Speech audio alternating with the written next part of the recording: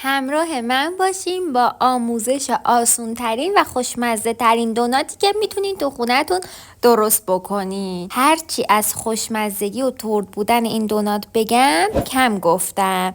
مرسی که لایک و کامنت میذارین برام.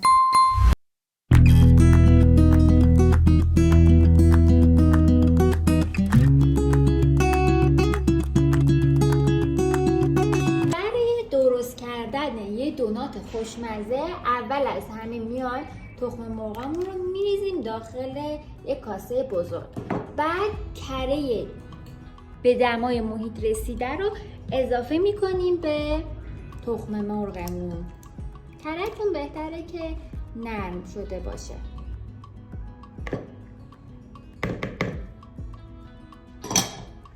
خب بعد قشنگ تخم مرغ و کرمون رو با هم دیگه هم میزنیم با همزن دستی. لازم نیست زیاد حالا با همزنای قدرتمند هم بزنین، همین که قشنگ کره و تخم مرغتون با هم دیگه حل بشه کافیه.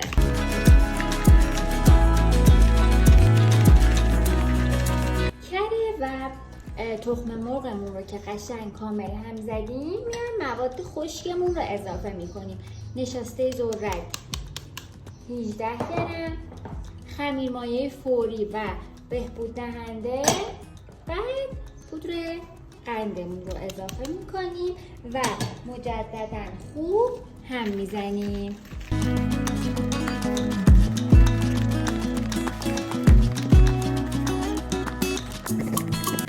آردمون رو طی 3 مرحله اضافه میکنیم.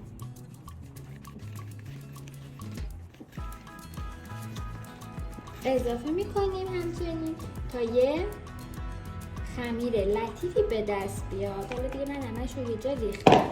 بعد که دیگه همه آرد رو اضافه کردیم، کار به مرحله ای میرسه که نمیتونین با همزن دستی هم بزنین. اینجا دیگه از دستمون استفاده میکنیم.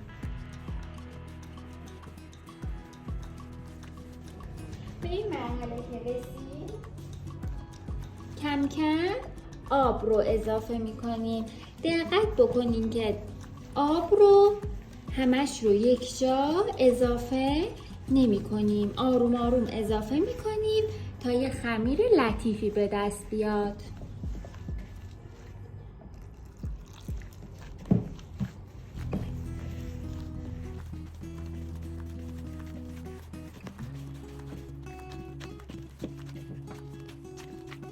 میزان جذب رطوبت آردها با همدیگه متفاوته. شاید آرد شما آب بیشتری ببره یا همین مقدار کافی باشه یا حتی آب کمتری رو ببره. قشنگ ورزش میدیم.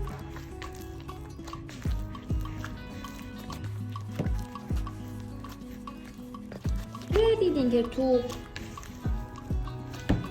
ظرفتون نمیتونین ورز بدین، میتونین انتقال بدین رو میز کارتون.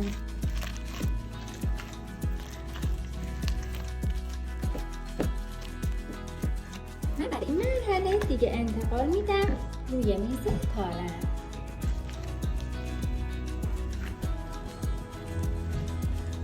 ورزش میدیم.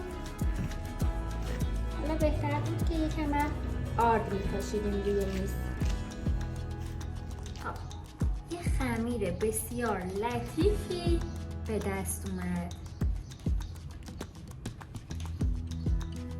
خب میام 100 گرم از این خمیرم رو برمیدارم.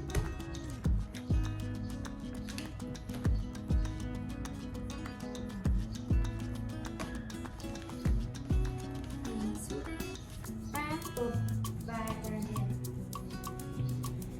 همین پهنش کنم.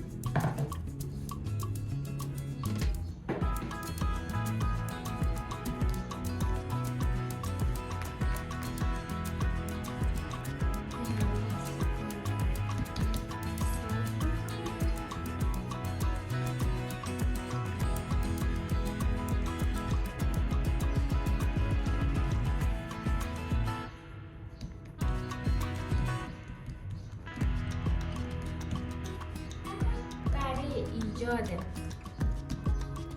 سوراخ دوناتم وسطش رو میام با یه ماسوره به این شکل برمیدارم.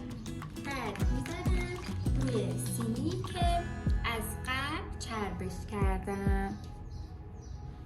خب بعد میذاریم دوناتامون حدود 40 دقیقه روی سینی قشنگ استراحت بکنه. دونات رو تو روی روغن کاملا داغ سرخ میکنیم هر دو طرفش رو. بعد میذاریم تا خنک بشه و تزیین میکنیم. مرسی که برام کامنت میذارین و لایک میکنین.